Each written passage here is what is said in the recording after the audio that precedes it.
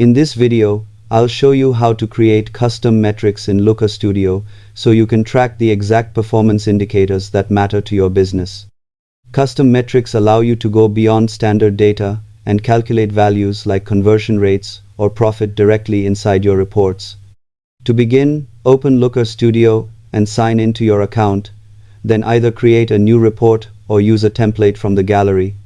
Next, connect your data source such as Google Sheets, databases, or analytics platforms, making sure your data is clean and properly formatted. Once your report is ready, go to the data panel on the right, find your data source, and click Add a field to create a custom metric.